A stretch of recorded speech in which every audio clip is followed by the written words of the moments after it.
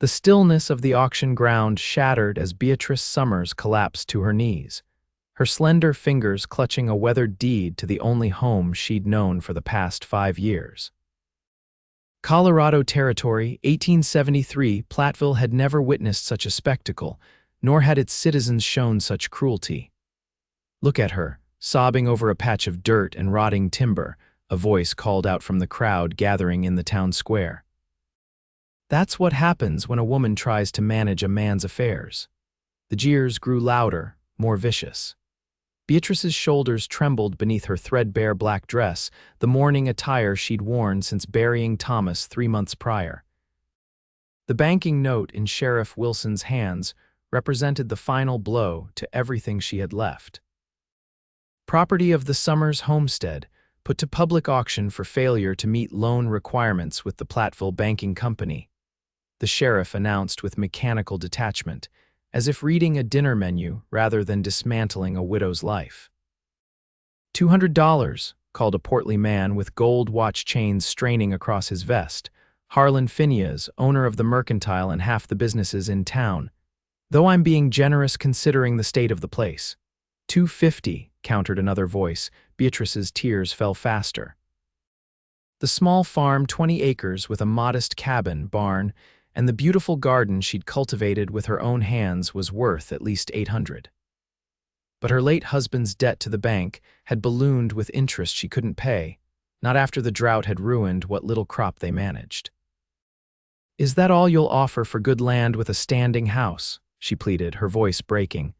"Please, I just need time to quiet, Mrs. Summers," Sheriff Wilson warned.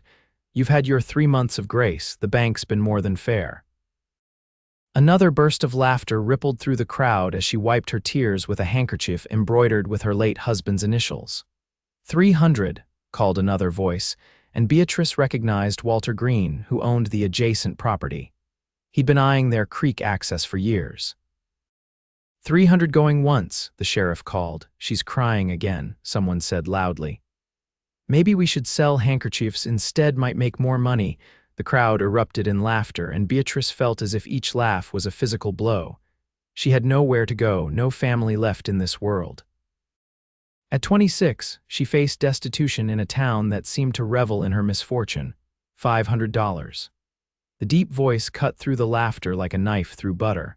The crowd parted as a tall figure stepped forward, spurs jingling with each deliberate step. Beatrice looked up through tear-blurred eyes at a man she'd never seen before. He stood well over 6 feet, broad-shouldered and lean-hipped, with the unmistakable bearing of someone who'd spent his life in the saddle. His dark hat was pulled low, shadowing eyes that seemed to take in everything at once.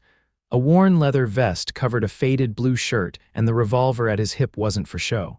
$500, he repeated, looking directly at the sheriff. "Cash." Sheriff Wilson's eyebrows rose. "That's a considerable jump, mister." The stranger didn't blink. "I know what land's worth." "And you are?" the sheriff asked. "Hayes Valiant." He removed his hat briefly, revealing hair the color of sun-bleached wheat and eyes as blue as the Colorado sky, just passing through. Harlan Phineas stepped forward, his face reddening. "Now see here, this property has been promised." Hayes interrupted, his voice level but carrying an edge sharp enough to make Phineas falter. "Strange, I thought this was a public auction." The sheriff cleared his throat. "It is indeed. $500 on offer. Any other bids?" Phineas glared at the newcomer. $550. Hayes Valiant didn't even look at the merchant. $700. A murmur swept through the crowd. Beatrice stared at the stranger in disbelief. Why would anyone pay so much for her modest property? $700 going once, the sheriff called, scanning the crowd. Phineas was whispering furiously with Walter Green, both men shooting venomous glances at Hayes. $750, Phineas spat. $800, Hayes countered immediately. $800 going once, twice. The sheriff paused, looking at Phineas, who stood fuming but silent. Sold to Mr. Valiant for $800. As the crowd began to disperse, some lingering to watch what would happen next, Hayes Valiant approached Beatrice, who still knelt in the dust, stunned by the turn of events. "Madam," he said, extending a weathered hand to help her up. Beatrice didn't take it. "Why?" she asked, her voice barely above a whisper. Hayes Valiant crouched down beside her, his voice pitched low enough that only she could hear. They mocked your tears at this auction, Mrs. Summers. I promise you this, from now on you'll cry only for joy. You don't know me, she said, bewilderment edging her words. Why would you help a stranger? Sometimes a man just knows when something isn't right. He stood and offered his hand again. I'd like to discuss the property if you're willing. Reluctantly, Beatrice took his hand and let him help her to her feet. His palm was calloused but surprisingly gentle. Standing, she realized how tall he truly was. She barely reached his shoulder. I have nowhere to go, she admitted, her pride stinging at the confession. A small smile touched his lips. As I see it, Mrs. Summers, you still have your home. But you just bought it, she said, confusion clouding her features. I did. He nodded to Sheriff Wilson, who approached with papers for him to sign, and now I need to decide what to do with it. While Hayes completed the transaction with the sheriff, Beatrice stood in a daze. The crowd had mostly dispersed, though several curious onlookers lingered, including Harlan Phineas, whose face was contorted with barely suppressed rage. Once the papers were signed and the money handed over, Hayes returned to Beatrice's side. Do you have a way back to your property, Mrs. Summers? I walked here, she said quietly. Then allow me to offer you a ride. He gestured toward a magnificent buckskin gelding tethered nearby. Unless you'd rather not be seen with the new owner of your land. There was something in his tone, not mockery, but a gentle challenge that made Beatrice straighten her shoulders. I'd appreciate the ride, Mr. Valiant. As Hayes helped her mount the horse before swinging up behind her, Beatrice was acutely aware of the whispers that followed them. The strong arm that steadied her felt like a shield against the town's judgment, but she couldn't shake the feeling that she had just traded one uncertain situation for another. The ride to her homestead, no, his homestead now was mostly silent. Beatrice struggled to make sense of what had happened. Who was this man? What did he want with her land? And most puzzling of all, why had he spoken those words about her tears when they arrived at the small cabin nestled among aspen trees with the barn standing weathered but proud to the side? Hayes dismounted first and then helped her down. It's a fine piece of land, he observed, looking around at the property that sloped gently down to a creek, with the mountains rising majestically in the distance. It was, Beatrice said softly, unable to keep the bitterness from her voice. Thomas and I put everything we had into it. Thomas was your husband? She nodded, her throat suddenly tight. He died of pneumonia this past winter. Hayes removed his hat, a gesture of respect. I'm sorry for your loss, Mrs. Summers. Thank you, she replied automatically, the words worn thin from repetition over the past months. Mr. Valiant, I don't understand what your intentions are. If you mean to develop this land, or my intentions, he interrupted gently, are to right a wrong I witnessed today. No one deserves to be treated the way those people treated you. Beatrice studied his face, searching for deception, but finding only a steady, clear gaze. That's very noble, but $800 is a considerable sum to spend on moral principle. A smile ghosted across his features. Perhaps, or perhaps I've been looking for land in this area. And my misfortune provided a convenient opportunity. The words came out sharper than she intended. Your misfortune provided nothing but a glimpse of how this town treats its own, he corrected. I've got a proposition for you, Mrs. Summers. Beatrice tensed. Here it was the catch, the true purpose behind his intervention. I'm in need of somewhere to stay for a while, Hayes continued. I'll be honest, I didn't come to Platteville by accident. I'm here on business that might take some time. What kind of business? The legal kind, he assured her with a slight smile. I represent certain interests back east who are looking to invest in this region, railroads coming and with it opportunity. Beatrice nodded slowly. The rumors of the railroad had been circulating for years. And my land is ideally situated for my purposes, he acknowledged. Here's what I propose. The property remains in my name legally, but you continue living here and working it as you always have. In return for room and board, just the barn will do for me. You gain time to decide your next steps without being thrown out on the street. Beatrice stared at him. You want to sleep in my barn? It looks sturdy enough, he said with a shrug. I've slept in worse places. Why not just evict me? She asked bluntly. Hayes looked at her for a long moment. Because that wouldn't help either of us. You need time, and I need a base of operations that won't draw attention. Staying at the hotel in town would put me under scrutiny I'd rather avoid. What exactly are you involved in, Mr. Valiant? Nothing that should worry you, he assured her. But if it makes you feel better, I'm not running from the law, quite the opposite, in fact. Beatrice considered his offer. The alternative was to leave immediately with nothing but the clothes on her back and whatever she could carry. Despite her misgivings, she had no better options. I accept your proposition, she said finally, but I want to be clear this is a business arrangement. I'll provide meals and tend to the house as I always have, but I'm not. That is, I won't. A flush crept up her neck as she struggled to articulate her boundaries.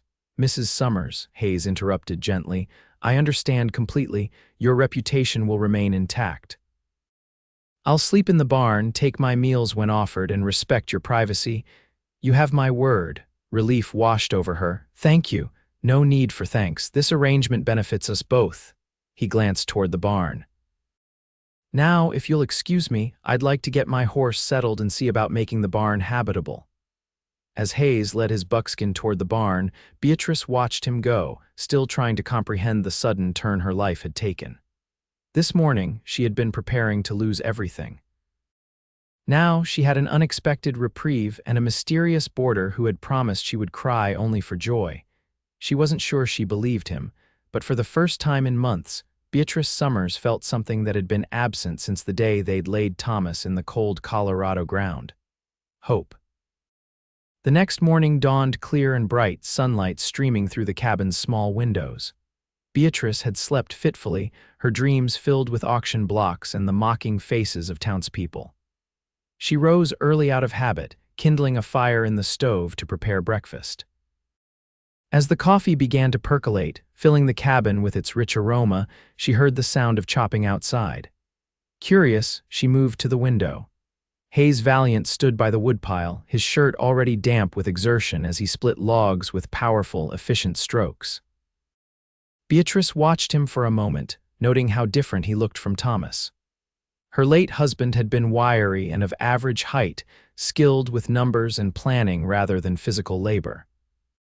Hayes moved with the easy confidence of a man accustomed to hard work, his broad shoulders flexing beneath his shirt with each swing of the axe.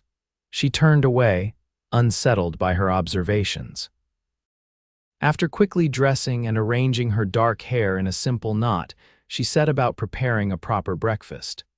If this was to be a business arrangement, she would fulfill her end professionally. By the time Hayes knocked on the door, she had bacon sizzling in the pan, biscuits in the oven, and a pot of beans warming on the back of the stove.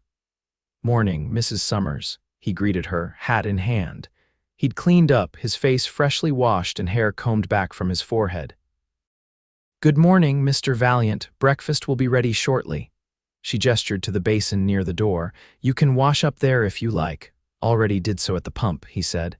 "Hope you don't mind that I got started on the woodpile, noticed it was getting low."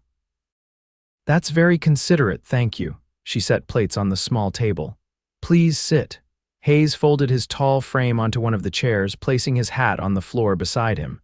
"Slept well?" he asked conversationally. "Well enough," she lied, bringing the food to the table. "And you?" "Was the barn comfortable?" "I've had worse beds and better," he said with a small smile. "But it's solid and dry, found a mouse or two for company."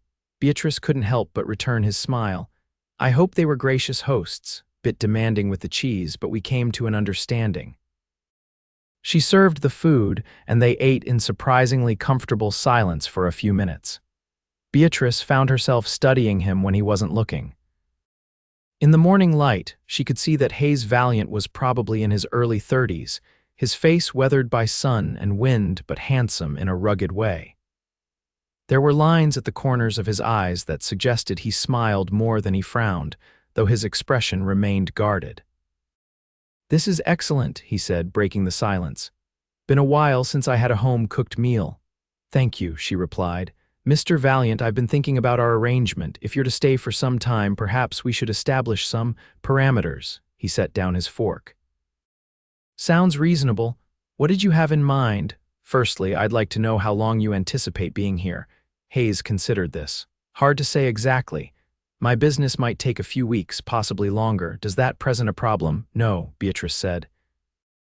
I just prefer knowing what to expect. Fair enough.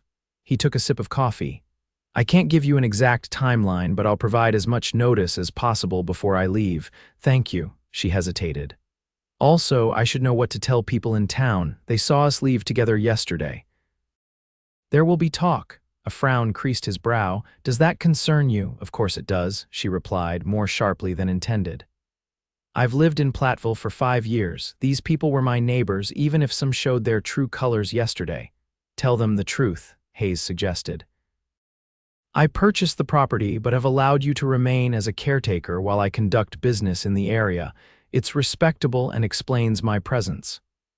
And if they ask what business, land investment for Eastern interests. It's vague enough to be believable but specific enough to satisfy curiosity. He paused. Though I'd appreciate if you didn't elaborate beyond that. Beatrice nodded slowly. I can do that. Anything else you'd like to establish? Yes. She straightened in her chair. If this is my home in practice, if not in law, I expect to be consulted about any changes or decisions regarding it. Hayes studied her for a moment, then inclined his head. That's reasonable. And lastly, she continued, I'd like to understand what you meant yesterday about my tears. A shadow crossed his face. I meant exactly what I said, Mrs. Summers. No one should have to endure what I witnessed in that town square, the way they mocked your pain. He shook his head. It wasn't right. So this is charity, she asked, unable to keep the edge from her voice. No, madam, he replied firmly. It's respect, and perhaps a belief that people deserve second chances when life deals them a bad hand. Something in his tone made her wonder if he spoke from personal experience. Before she could pursue that thought, he rose from the table. Thank you for breakfast, he said. With your permission, I'll continue with the woodpile, and then I need to ride into town for some supplies. Is there anything you need while I'm there? Beatrice thought of the nearly empty flour bin and the dwindling supplies in her pantry. Pride warred with practicality. We're low on several staples, she admitted. But I don't have the means to make a list, Hayes interrupted gently. Consider it part of our arrangement. You're providing meals, after all. After a moment's hesitation, Beatrice nodded. Thank you. I'll write it down.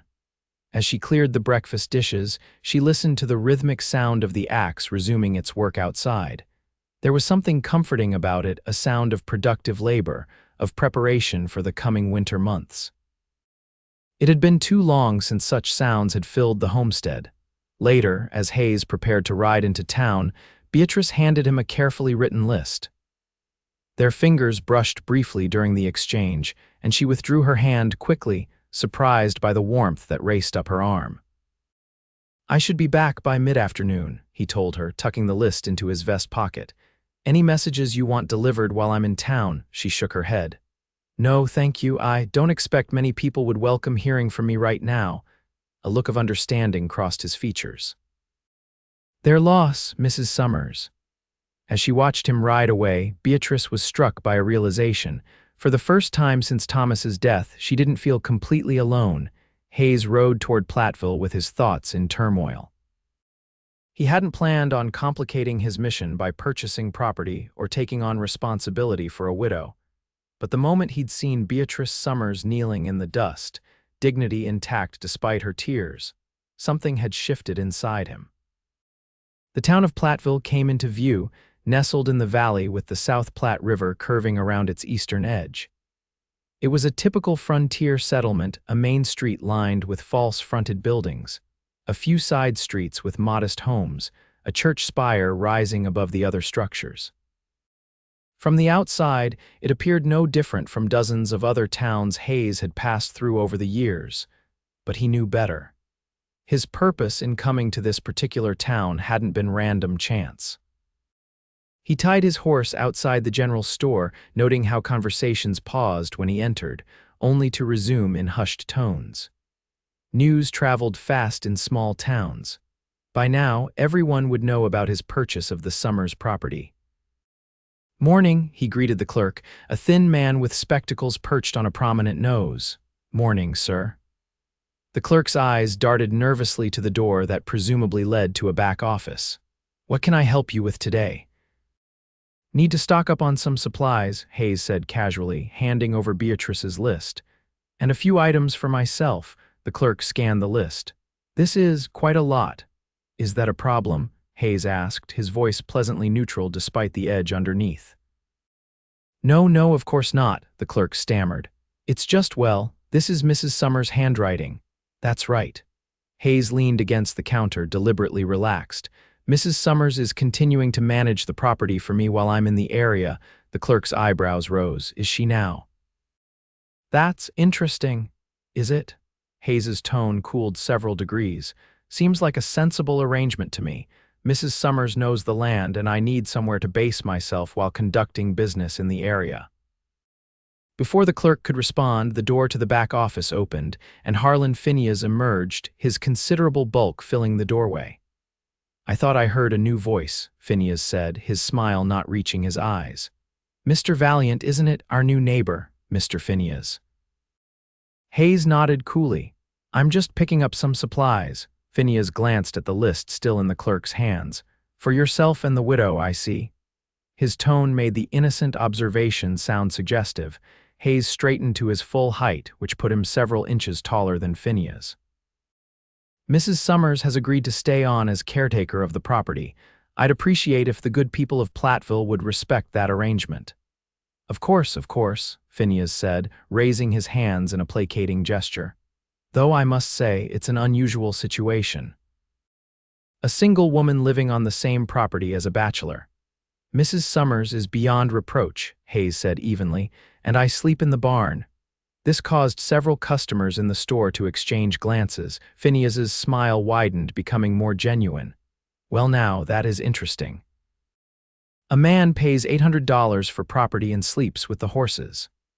"I find honest company preferable to some alternatives," Hayes replied, holding Phineas's gaze until the older man looked away. "Jacob, fill Mr. Valiant's order," Phineas instructed the clerk before turning back to Hayes.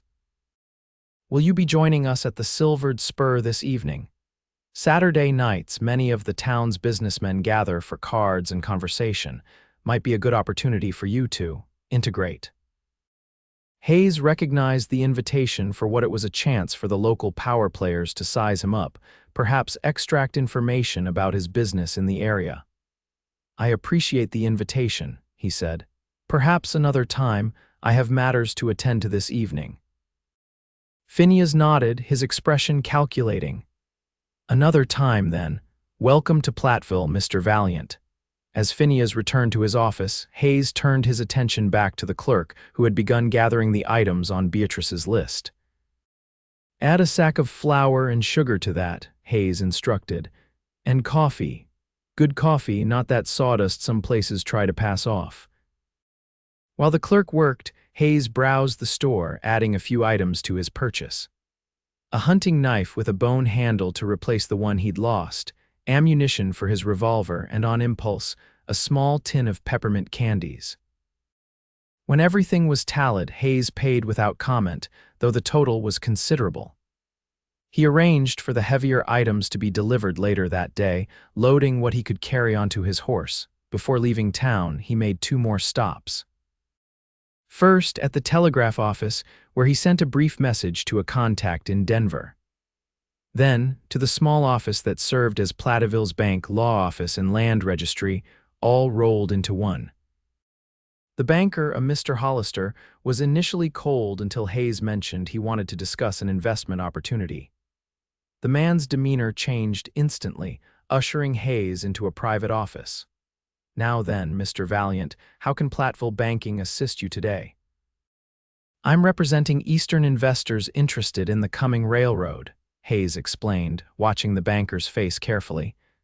"We're evaluating several communities along the proposed route." Hollister leaned forward eagerly. "Platteville is ideally situated, sir." We've been assured by representatives of the railroad that we're under serious consideration for a stop. So I've heard, Hayes nodded. Though I understand there's competition from other towns. Nothing to concern yourself with, Hollister waved dismissively. Our local consortium has matters well in hand. In fact, Mr. Phineas just secured another key property yesterday, or would have, if not for your intervention. The Summers farm, Hayes raised an eyebrow, hardly seems a key property. It's a good distance from town. Hollister's expression became guarded. Every piece has its place in progress, Mr. Valiant. Perhaps you'd consider selling. We could offer you a reasonable profit on your investment. I'm not interested in selling, Hayes said firmly. In fact, I may be looking to acquire more land in the area. Depending on how certain matters develop. The banker studied him for a moment. I see. Well, should you change your mind about the Summers property, our offer stands, and should you wish to discuss other investment opportunities, my door is always open. Hayes left the bank with his suspicions confirmed. Something wasn't right in Platteville, and the Summers property was somehow at the center of it. By the time he returned to the homestead, the afternoon was waning. He found Beatrice in the garden behind the cabin, harvesting late summer vegetables. She straightened when she heard his approach, brushing dirt from her hands onto her apron. You were gone longer than expected, she observed, her tone carefully neutral. Had some business to attend to, he explained, dismounting. The remainder of the supplies will be delivered later today. Her eyes widened at the parcels already strapped to his saddle. Mr. Valiant, this is far more than I requested. Winter's coming, he said simply. Better to be prepared. She looked like she wanted to argue, but instead nodded. Thank you, I'll repay you when I can. No need. He began unloading the supplies. As I said, it's part of our arrangement. Together, they carried everything into the cabin's small pantry. Hayes noticed how bare the shelves had been and was glad he'd ordered extra provisions. I ran into Mr. Phineas at the store, he mentioned casually as they worked. Beatrice's hands stilled for a moment. Did you? And how was that encounter? Enlightening. Hayes placed a sack of flour on a shelf. He seemed particularly interested in our living arrangements. A flush crept up her neck. I'm sure half the town is gossiping about it by now. Likely so. He turned to face her. Does that bother you? Beatrice sighed, tucking a stray strand of hair behind her ear. It shouldn't. After yesterday, I've little reputation left to protect. What happened yesterday wasn't your fault, Hayes said firmly. Wasn't it? Her blue eyes met his, challenging. A proper widow would have managed her affairs better, would have found a way to pay the debt or remarried quickly to secure her position. Is that what you think? He shook his head. Mrs. Summers, I've traveled enough to know that misfortune can strike anyone, regardless of their preparation or character. What defines a person is how they face it. And how did I face it? By crying in the town square while strangers mocked me. By maintaining your dignity despite overwhelming circumstances, he corrected. Not everyone would have had the strength to show up at that auction at all. Something in his words seemed to reach her. Her shoulders relaxed slightly, and she offered him a small, genuine smile that transformed her face, revealing a glimpse of the woman she might have been before grief and hardship had taken their toll. Thank you, Mr. Valiant, she said quietly, for the supplies and for your kind words. The moment stretched between them, filled with something Hayes wasn't ready to name. He cleared his throat. There's something else you should know, he said. Hollister at the bank offered to buy your property from me today, seemed quite eager about it. Beatrice frowned. That makes no sense. If the bank was so determined to foreclose, why would they want to buy it back immediately? Exactly my thought, Hayes agreed. There's something about this land that's valuable to them beyond the obvious. But what? We have no minerals, no particular water rights beyond the creek. She looked perplexed. Thomas chose this property because it was affordable, not because it had special value. I intend to find out, Hayes promised. In the meantime, we should continue as we are. Let them think I'm merely an investor passing through. And what are you really, Mr. Valiant? Beatrice asked directly. Because I'm beginning to suspect you're not here by coincidence. Hayes considered how much to reveal. Trust was a commodity he rarely extended, but something about Beatrice Summers, her resilience, her directness made him inclined to offer at least a partial truth. "I work for people who are concerned about certain business practices in this region," he said carefully, "practices that might not withstand scrutiny.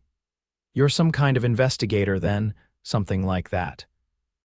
He reached into his pocket and withdrew the tin of peppermint candies, offering it to her. "Peace offering for bringing trouble to your doorstep." Surprise flickered across her features, followed by a smile that reached her eyes this time. "Peppermints, I haven't had these since." Her voice trailed off and a shadow crossed her face. "Since," he prompted gently. "Thomas used to bring them home sometimes when he'd been to Denver on business." She took the tin, her fingers brushing his. "Thank you, it was thoughtful." Before Hayes could respond, they heard the sound of a wagon approaching. "That must be the delivery," he said, moving toward the door. "I should help them unload." As he stepped outside, Hayes took a deep breath of the clear mountain air. He'd come to Platteville with a specific purpose, one that didn't include becoming entangled in the life of a widow struggling to hold onto her dignity and her home. Yet here he was, buying her peppermint candies and feeling an unfamiliar tightness in his chest at the sight of her smile. Complications, he thought ruefully. The one thing he'd promised himself to avoid, but watching Beatrice emerge from the cabin, her posture straight and proud despite everything she'd endured, Hayes couldn't bring himself to regret the path he'd chosen. The next week settled into an unexpected rhythm. Each morning, Hayes rose before dawn to tend to his horse and complete chores around the property before Beatrice awoke. They would share breakfast, during which he would outline his plans for the day. Most often, these involved riding into town to continue his discreet inquiries, though he was careful not to reveal the true nature of his investigations to Beatrice. For her part, Beatrice maintained the household as she always had, though Hayes noted she seemed to take more care with meals and had begun wearing colors other than the black of mourning. Once he caught her humming as she hung laundry on the line, the sound stopping abruptly when she realized he could hear. It was on the 8th day of their arrangement that Hayes returned from town earlier than usual, a storm brewing on the horizon. He found Beatrice on her knees in the garden, desperately trying to harvest what vegetables she could before the rain hit. "Need a hand?" he called, tying his horse to the porch rail and striding toward her. She looked up, relief evident in her expression. "If you wouldn't mind." The squash should come in, and any tomatoes that show even a hint of ripening. Hayes knelt beside her, their shoulders nearly touching as they worked quickly. The wind was picking up, carrying the scent of rain and the distant rumble of thunder. "Did you learn anything useful in town today?" Beatrice asked as they filled a basket with vegetables. Hayes hesitated. He'd been careful not to involve her in his investigation, partly to protect her and partly because he wasn't sure how much he could trust anyone in Platteville. But over the past week, he'd come to respect her intelligence and resilience. "I did," he admitted, "though it's complicated." "Most things worth knowing are," she replied, expertly twisting a squash from its vine. "Is it about why they want this land?" Hayes nodded. "The railroad is definitely coming through this region, but there's a dispute about the exact route. Two possible paths, one that would put the station near the existing town center, benefiting current businesses. And the other," Beatrice prompted when he paused, "would bring it closer to the eastern properties, including yours." He sat back on his heels. "If that route is chosen, land values in that area would increase tenfold overnight," understanding dawned in her eyes. "So Phineas and his associates have been buying up eastern properties cheaply, anticipating the announcement." "Exactly, and they've been using the bank to facilitate it, forcing foreclosures where necessary." "Like mine," she said quietly. "Like yours," he confirmed. "Though I suspect there's more to the story of your particular property." "The creek that runs through it, does it maintain flow year-round?" Beatrice nodded. "Even during the worst drought years. Thomas said it was fed by an underground spring." "That would make it extremely valuable for a railroad stop," Hayes explained. "Reliable water for steam engines." The first heavy drops of rain began to fall as they gathered the last of the harvest. By the time they reached the porch, the sky had opened up completely, water streaming from the brim of Hayes's hat as he held the door for Beatrice. Inside, they deposited the vegetables on the kitchen table, both of them soaked despite their hurry. "You're drenched," Beatrice observed, concern in her voice. "Let me build up the fire so you can dry out." "I'm fine," Hayes assured her, removing his dripping hat and coat, "but you're shivering." Indeed, her dress clung to her slender frame, her hair coming loose from its pins to curl damply around her face. Hayes found himself noticing, not for the first time, how the years of hardship had failed to diminish her natural beauty, the clear blue of her eyes, the gentle curve of her cheek, the quiet strength in her bearing. "I'll change," she said, seemingly unaware of his scrutiny. "There should be some of Thomas's old clothes in the trunk by the bed if you want something dry." Before he could respond, a tremendous crack of thunder shook the cabin, and Beatrice jumped, instinctively stepping closer to him. For a brief moment they stood nearly touching, her startled gaze locked with his. "Sorry," she murmured, stepping back. "The storms up here can be so violent." "No need to apologize," Hayes said, his voice rougher than intended. "You're right about changing, can't have either of us catching cold." While Beatrice disappeared behind the curtain that separated her sleeping area from the main room, Hayes stoked the fire and then, after a moment's hesitation, opened the trunk she had mentioned. Inside were neatly folded men's clothes, shirts, trousers, even a Sunday suit carefully wrapped in cloth. The possessions of a man who hadn't expected to die so young. Hayes selected a simple flannel shirt, noting it would be tight across his shoulders but would serve until his own clothes dried. As he changed, he tried not to think about stepping into a dead man's shirt, or about the woman who had lovingly preserved these items. When Beatrice emerged wearing a simple blue dress, her damp hair braided over one shoulder, she paused at the sight of him in her husband's clothing. "I hope you don't mind," Hayes said, suddenly uncertain. "If it's inappropriate, no," she interrupted softly. "They're just things, and Thomas would have hated to see them go unused." She moved to the stove, her back to him. "I'll make some coffee to warm us up." As she busied herself with the coffee pot, Hayes found himself wondering about the man whose clothes he now wore. "What was he like?" he asked before he could reconsider. "Your husband." Beatrice stilled, then continued her task without turning. "Thomas was kind, thoughtful. He had grand dreams about building something lasting here." Her voice softened with memory. "He wasn't particularly strong or skilled at farming, but he worked hard and learned quickly. He loved books and would read aloud to me in the evenings." She turned then, meeting Hayes's gaze directly. "He wasn't perfect. He was sometimes too trusting, too willing to believe in people's good intentions. It's why we ended up in debt to the bank. He believed Mr. Hollister when he said the loan terms were standard." "I'm sorry," Hayes said, meaning it. "He sounds like a good man." He was. She poured coffee into 2 cups and brought them to the table. "Now tell me, Mr. Valiant, what exactly is your role in all this? Are you truly representing Eastern investors, or is that just your cover?" The directness of her question surprised him, though perhaps it shouldn't have. In their time together, Beatrice had proven herself to be observant and intelligent. Hayes took a sip of coffee, buying time to decide how much to reveal. The rain drummed steadily on the roof, creating a cocoon of privacy around them. "I work for the U.S. Marshal's office," he said finally. "Not as a marshal myself, but as an investigator in cases of suspected fraud or corruption, particularly involving railroads and land speculation." Beatrice's eyes widened slightly, but she didn't seem entirely shocked. "I suspected it was something like that. You ask too many careful questions to be a simple investor. We received reports of irregularities in several towns along the proposed railroad route," Hayes continued.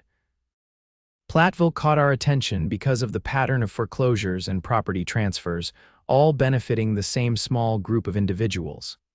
Phineas, Hollister, and their associates," Beatrice nodded. "But how does my property fit in? We were just one of many foreclosures." "That's what I'm still trying to determine." Hayes leaned forward, warming to the subject now that he could speak freely. "Your land has the year-round creek, which makes it valuable, but there must be more to it." The urgency with which they tried to acquire it and their reaction when I purchased it instead suggests there's something specific about your property they need. The survey maps, Beatrice said suddenly, her expression clearing. Thomas had survey maps of the area. The railroad sent surveyors through last spring and Thomas befriended one of them. The man gave him copies of some of their preliminary route plans. Hayes straightened. Do you still have them? I think so. Thomas kept important papers in a metal box under a floorboard. She rose and moved to a corner of the cabin, kneeling to pry up a section of flooring. He was very protective of these. From beneath the floor, she withdrew a battered metal box. Using a small key she took from a chain around her neck, Beatrice unlocked it and began sorting through the contents. Here, she said finally, extracting several folded papers. I never looked at these closely. After Thomas died, I couldn't bear to go through his things immediately, and then there was the spring planting to worry about. Hayes joined her, carefully unfolding the maps on the table. They were indeed survey maps, showing the proposed railroad routes through the region. One route followed the existing road into town, while the alternative cut through the eastern properties, including a corner of the Summers farm. This explains their interest, Hayes murmured, studying the maps. But not why they were so desperate to secure your property specifically.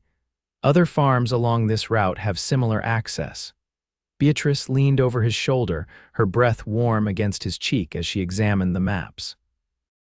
Look here, she said, pointing to notations along the creek that ran through their property. These elevation markings. The surveyor told Thomas that this particular spot was ideal for a water tower and maintenance station because of the natural grade. Hayes focused on where she was pointing, suddenly understanding. That's it. They don't just want land near the route, they need this specific location for the infrastructure. Without it, the eastern route becomes much less viable. Which means the town center route would be chosen instead, Beatrice concluded. Exactly. And Phineas and his associates wouldn't see the massive profits they're counting on from their eastern land purchases. Hayes looked at her with newfound respect. You have a good eye for details, Mrs. Summers. A slight flush colored her cheeks at the praise. When you live on a farm, you learn to notice the small things. They often mean the difference between success and failure.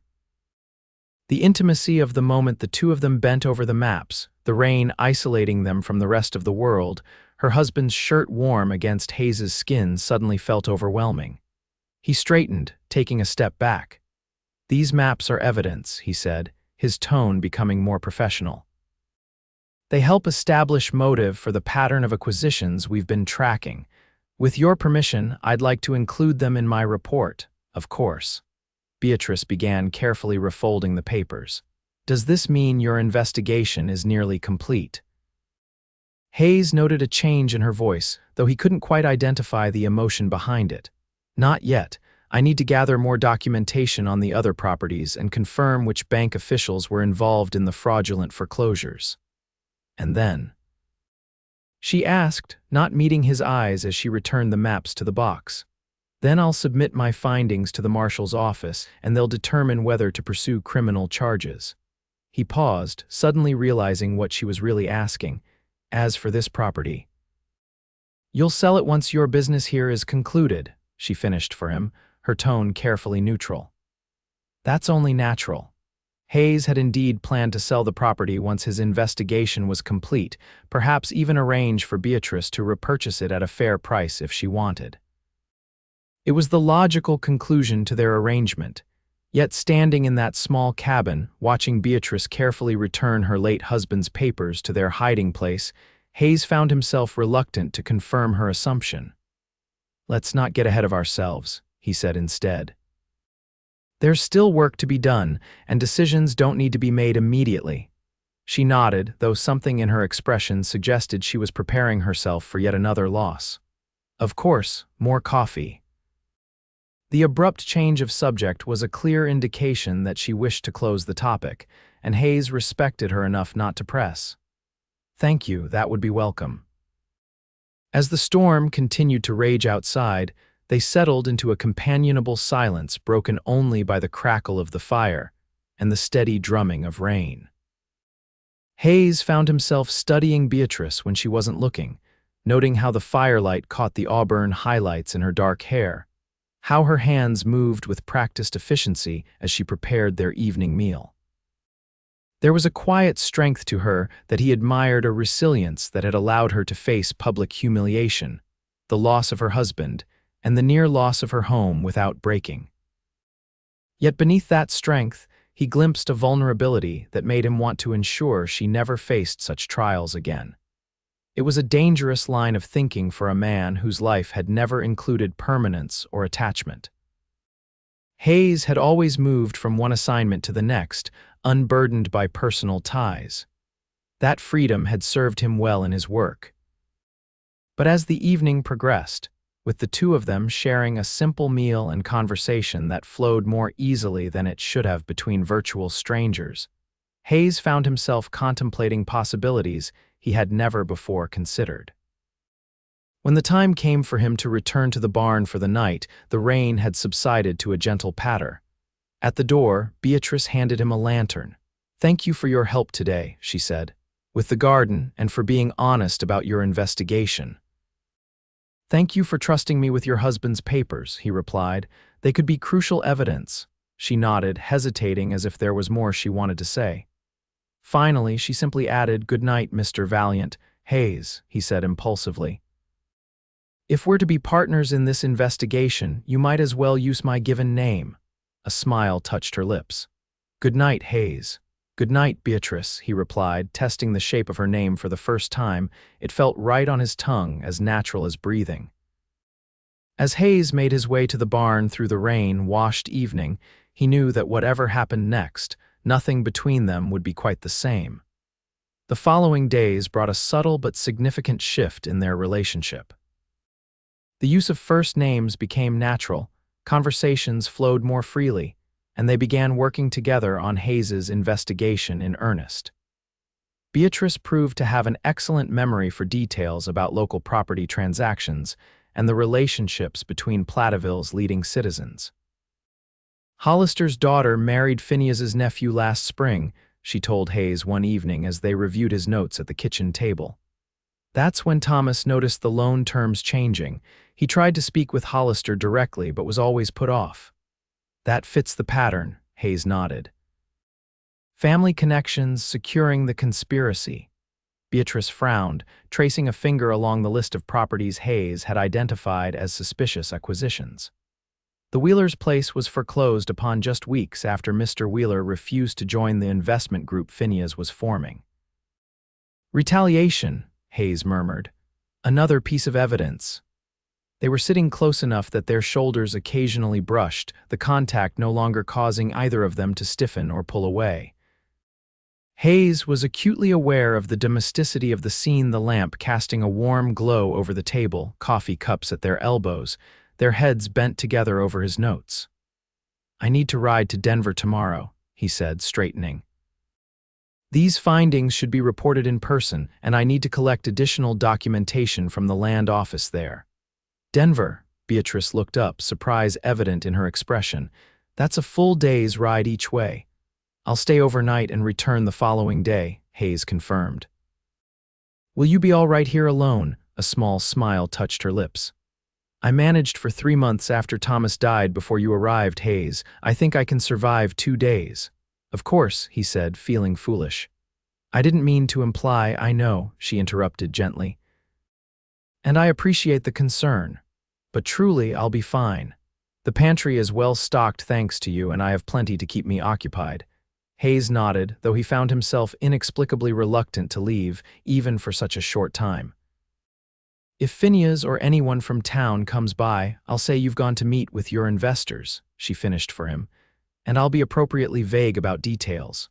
"Good." He gathered his notes, suddenly aware of how quickly they had fallen into patterns of trust and cooperation. "I should turn in if I'm to get an early start tomorrow." Beatrice rose from the table. "I'll pack provisions for your journey in the morning."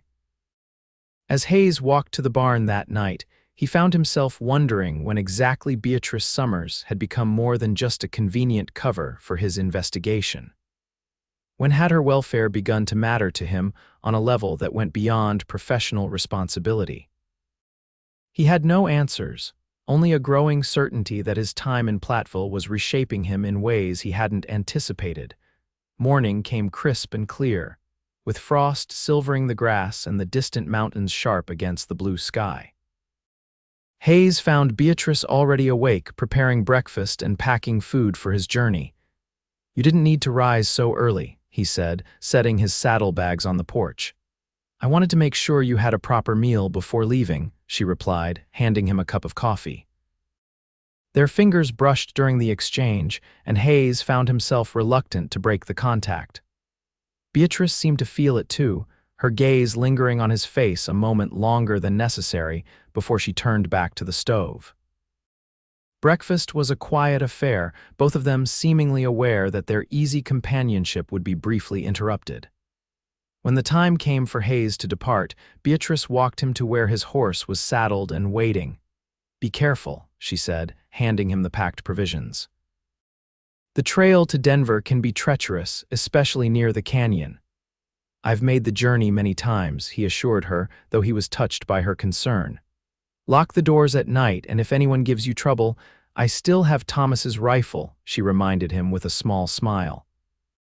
"And I know how to use it." Hayes nodded, trying to ignore the tightness in his chest at the thought of leaving her. It was ridiculous he would be gone for only 2 days, and she was more than capable of taking care of herself. "I'll be back by sunset tomorrow," he promised, mounting his horse. "I'll hold you to that," Beatrice replied, stepping back. With a final nod, Hayes turned his horse toward the trail that would lead him to Denver. He resisted the urge to look back until he reached the ridge that marked the boundary of the property. When he did, he saw Beatrice still standing where he had left her, a solitary figure against the backdrop of the small cabin that had, against all expectation, begun to feel like home. The journey to Denver was uneventful, giving Hayes too much time to think. By the time he reached the city, with its busy streets and crowded boardwalks, he had come to a decision that would alter the course of his life if Beatrice would have him. His meeting at the marshal's office went smoothly. His superior, Marshal James Donovan, reviewed the evidence Hayes had gathered and agreed that it warranted further action. "Good work, Valiant," Donovan said, puffing on his pipe. "We'll dispatch a team to Platteville next week to make arrests. Fraud, corruption, conspiracy, Phineas and his cronies will have plenty to answer for." "What about the railroad decision?" Hayes asked. "The honest route selection has been compromised." "We've already been in contact with the railroad company," Donovan assured him. "They're cooperating fully now that they understand the extent of the corruption. The route will be decided on its merits, not based on bribes or manipulation. And the properties acquired through fraudulent means, courts will sort that out," Donovan said with a wave of his hand. "Original owners will have opportunity to repurchase at fair market value in most cases." He fixed Hayes with a shrewd look. "Including your widow, or should I say the widow whose property you now own?" Hayes met his gaze steadily. "Mrs. Summers deserves to reclaim what was nearly stolen from her." Donovan tapped his pipe against an ashtray. "You know, Valiant, you've been one of my best investigators. Never let personal feelings interfere with a case. Until now, perhaps. Sir, don't play innocent. You purchased property, became personally involved. That's not like you." The marshal studied him. Unless there's more to the story, Hayes considered denying it, but found he didn't want to. "Mrs. Summers is a remarkable woman who has endured more than her share of hardship with dignity, and yes, I've come to care for her." Donovan's expression softened. "About time. 8 years you've been working for me, moving from town to town, never putting down roots. A man needs more than just work to give his life meaning." "I've been considering that very thing," Hayes admitted. "Good." Donovan stamped a final approval on Hayes's report. "Consider this case your last assignment as an investigator. You've earned a change of pace. Sir, I'm recommending you for the position of federal marshal for the Northern Colorado District," Donovan explained. "It would mean staying in one place, establishing proper offices in towns like Platteville, less travel, more stability." He gave Hayes a meaningful look. "The kind of position a man might hold while raising a family. Hayes was momentarily speechless. It was an opportunity he had never sought, but now that it was presented, he realized it was exactly what he wanted. "Thank you, sir," he said finally. "I'd be honored to accept, pending the formal appointment." "Consider it done," Donovan said with a nod. "Now, was there something else you needed in Denver? You seem eager to be on your way." "Just some personal business to attend to before I return to Platteville," Hayes replied, thinking of the small velvet box he intended to purchase before leaving the city. The journey back seemed even longer than the ride to Denver, despite the fine weather and easy trail. Hayes found himself pushing his horse harder than necessary, eager to return to the small homestead where Beatrice awaited. The sun was beginning its descent toward the western mountains when he finally crested the ridge overlooking the property. What he saw made him spur his horse into a gallop. 3 horses were tied at the hitching post near the cabin, and even from a distance, Hayes recognized Harlan Phineas's distinctive bay gelding among them. His hand moved instinctively to his revolver as he approached, scanning for signs of trouble. He dismounted quickly and moved toward the cabin, noting that the door stood partially open. Inside, he could hear raised voices, Phineas's demanding tone and Beatrice's firm responses. Though he couldn't make out the words, drawing his weapon, Hayes approached cautiously. As he reached the porch, he could finally hear the conversation within. "One last opportunity, Mrs. Summers," Phineas was saying. "Sign over any claim to this property and we'll ensure you're comfortably situated elsewhere." "As I've told you repeatedly, Mr. Phineas, I have no authority to sign anything," Beatrice replied, her voice steady despite the obvious tension. "The property belongs to Mr. Valiant now. Your arrangement with Valiant won't last," another voice interjected. Hollister, Hayes realized. "He's a drifter, here today and gone tomorrow. When he moves on, you'll have nothing. We're offering you security." "The kind of security you offered the Wheelers, or the Johnsons," Beatrice countered. "No thank you, now I must ask you to leave. Mr. Valiant is expected back shortly." "Valiant isn't coming back today," the third man said. Walter Green, Hayes identified. "We have it on good authority he's still in Denver." "Then your authority is mistaken," Hayes announced, stepping through the doorway with his revolver still drawn but pointed downward. "And you gentlemen are trespassing." The tableau before him made his blood boil. Phineas stood imposingly near the fireplace while Hollister and Green flanked Beatrice, who sat rigidly at the table. A document lay before her, along with an inkwell and pen. "Valiant." Phineas recovered first, his surprise quickly masked with a false smile. "We were just discussing business with Mrs. Summers." "So I heard," Hayes said coldly, holstering his weapon but keeping his hand near it. "Seems to me you're trying to coerce a woman alone into signing documents she has no obligation to consider." "Nothing of the sort," Hollister protested. "Merely a business proposal that would benefit all parties." "Then you won't mind continuing this discussion when I'm present to hear all the details," Hayes suggested with dangerous politeness. "Unless, of course, you'd prefer to leave now and avoid any misunderstandings." The 3 men exchanged glances, clearly calculating whether to press their advantage or retreat. Beatrice used their momentary distraction to move away from the table, coming to stand near Hayes. "Are you all right?" he asked quietly, not taking his eyes off the men. "Yes," she whispered. "They arrived about an hour ago, insisting I had no right to be here without your permission." Hayes's jaw tightened. "Gentlemen," he said, his voice hard, "I believe Mrs. Summers asked you to leave. I suggest you do so immediately." Phineas drew himself up, attempting to salvage some dignity. "We meant no offense, Valiant, just trying to clarify the status of this property before the railroad makes its final decision." "The status is clear," Hayes replied. "I own it, and I have no intention of selling to you or your associates." "You might reconsider when you hear our offer," Green interjected. $5,000, substantially more than you paid at auction." Hayes raised an eyebrow, the exorbitant sum confirming his suspicions about the property's strategic importance. "Not interested." "Now, unless you have official business with me, I'll thank you to leave my property." Hollister made one last attempt, Be reasonable, Valiant. You're new here. You don't understand the complexities of local business relationships. Oh, I understand them perfectly, Hayes assured him with a cold smile. Better than you might think. Something in his tone must have warned them, for the three men began moving toward the door. This isn't over, Valiant, Phineas said as he passed. A smart man would recognize when he's outnumbered. And a wise man would recognize when he's caught, Hayes countered. Good day, gentlemen. He watched from the doorway as they mounted their horses and rode away, waiting until they were well out of sight before turning to Beatrice. Are you truly all right? He asked, his voice softening as he took in her pale face and the slight tremor in her hands. Yes, she said, though she sank into a chair as if her legs would no longer support her. They didn't hurt me, just intimidated. When I refused to discuss the property without you present, they became quite insistent. Hayes felt a surge of pride at her courage, followed by anger at the men who had tried to take advantage of her perceived vulnerability. They won't bother you again, he promised, taking the chair beside her. My business in Denver is complete. Arrests will be made next week for fraud and corruption. Beatrice's eyes widened. All of them, Phineas, Hollister, and several others, Hayes confirmed. The evidence was overwhelming once we put it all together.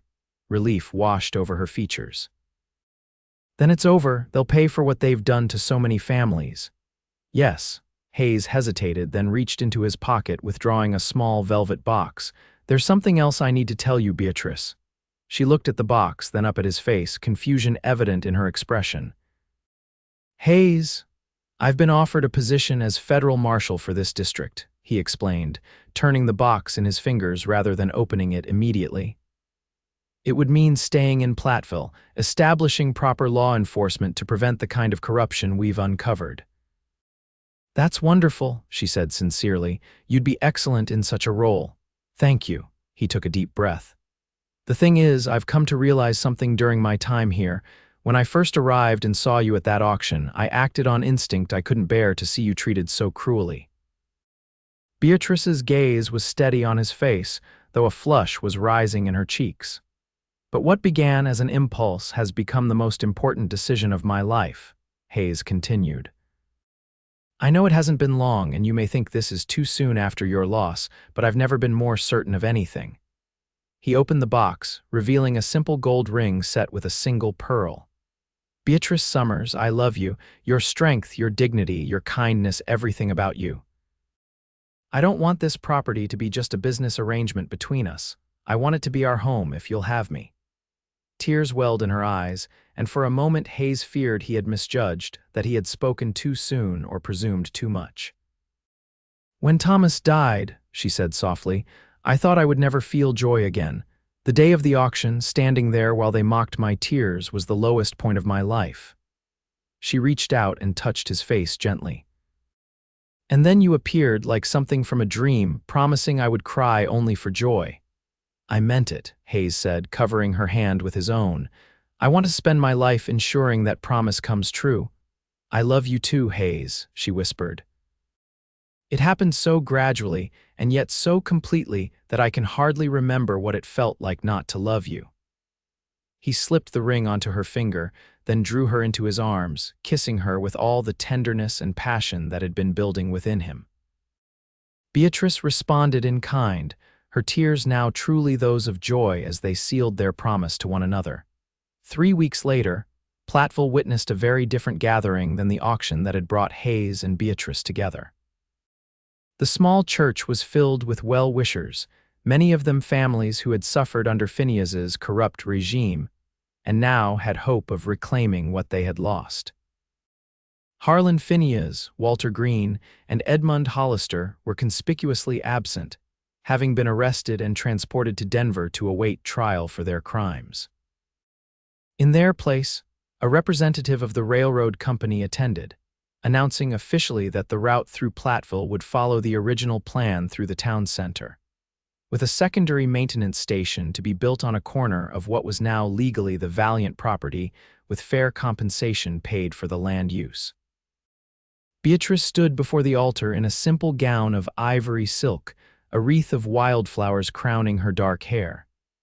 Hayes, wearing a new suit that actually fit him properly, felt his heart might burst with love as they spoke their vows. "I take you, Beatrice, to be my wife," he said, his voice steady and sure. "I promise to honor and protect you, to share in your joys and sorrows, and to ensure that your tears from this day forward will only ever be tears of joy." Beatrice's smile was radiant as she responded, "I take you, Hayes, to be my husband. I promise to stand by you in all things, to build our home and our life together with love and faith, and to face whatever comes with the same strength that brought us together." As they sealed their vows with a kiss, the congregation erupted in applause and cheers. The celebration continued at their homestead, where tables had been set up in the yard and lanterns hung from tree branches to illuminate the gathering as evening fell.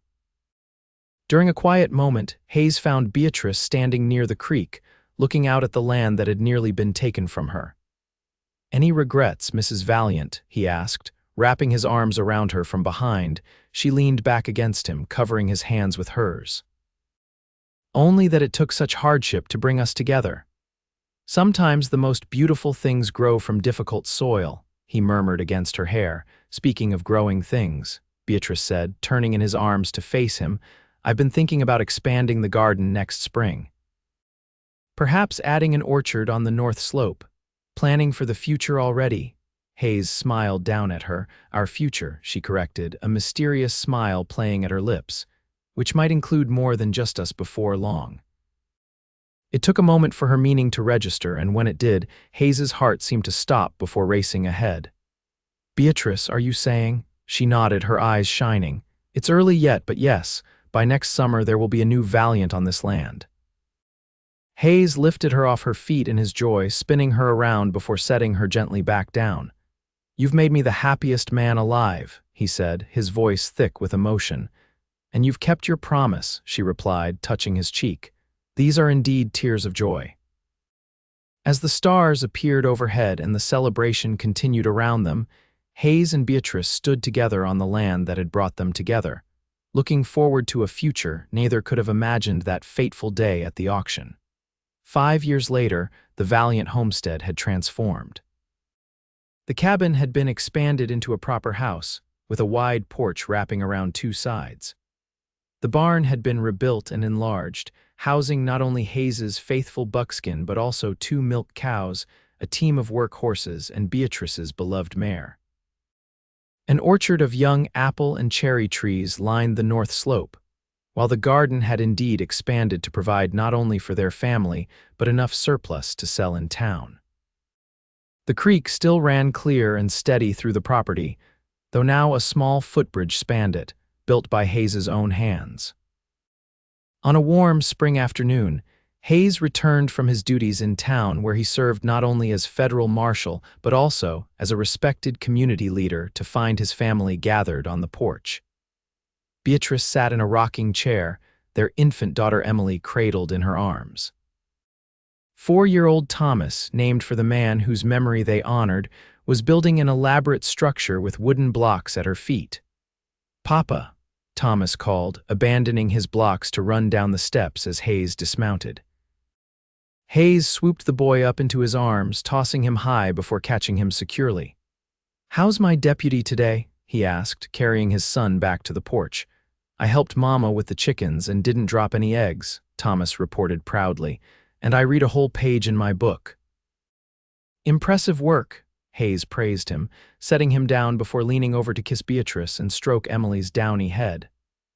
"And how are my beautiful girls today?" "Thriving," Beatrice answered with a smile that still made his heart race after all these years.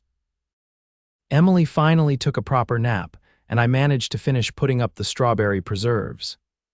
Hayes settled into the chair beside his wife, accepting the sleeping infant when Beatrice carefully transferred her to his arms.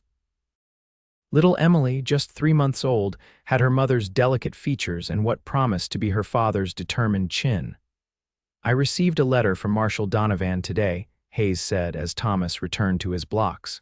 "The last of Phineas's appeals has been denied. He'll serve his full sentence." Beatrice nodded, unsurprised. Justice may be slow, but it usually finds its way eventually. "Indeed." Hayes gazed out over their property, now a thriving farm that had become a model for the region. The railroad agent also stopped by my office. They're considering expanding the maintenance station, which would mean purchasing another acre of our land. At a fair price, I assume? Beatrice asked, a smile playing at her lips as she recalled how different things had been 5 years ago. More than fair, Hayes confirmed. I told him we'd consider it. They sat in comfortable silence for a while, watching Thomas play and listening to the gentle sounds of their home chickens clucking in the yard, a breeze rustling through the aspen leaves, the distant lowing of cattle in the pasture they had added 2 years earlier. "Do you ever think about that day at the auction?" Beatrice asked suddenly. "How different everything might have been if you hadn't been there." Hayes looked at his wife, still as beautiful to him as the day they met, though now her beauty was enriched by the years they had shared and the children they had created. "I think about it often," he admitted. "How close I came to riding past Platteville entirely. How many small decisions had to align to bring me there at that exact moment. Divine providence, perhaps," Beatrice suggested. "Or the best kind of luck," Hayes countered with a smile. He glanced down at Emily, sleeping peacefully in his arms, then at Thomas, now explaining his block construction to an attentive farm cat. "Whatever force brought us together, I thank God for it every day." Beatrice reached across to take his free hand, her wedding ring catching the afternoon light. "Remember what you promised me that day, that I would cry only for joy?" "I remember," Hayes said softly. "You've kept that promise." She squeezed his hand. "Even when times have been difficult, the drought 2 years ago, Emily's difficult birth, you've been my strength and my joy." Hayes brought her hand to his lips. "And you've been mine. I came to Platteville looking for evidence of corruption, never imagining I would find the greatest treasure of my life." As the afternoon sun began its descent toward the mountains, the Valiant family remained on their porch, savoring the peace of their hard-won happiness. From the ashes of loss and the tears of despair had risen a love and a life neither Hayes nor Beatrice could have imagined that day in the town square. They had built something lasting and true on the land that had nearly been stolen: a home, a family, and a legacy of justice and compassion that would outlive them both. And just as Hayes had promised on that fateful day when he first saw Beatrice kneeling in the dust, her tears now came only with joy, the abundant, overflowing joy of a life well lived and deeply loved.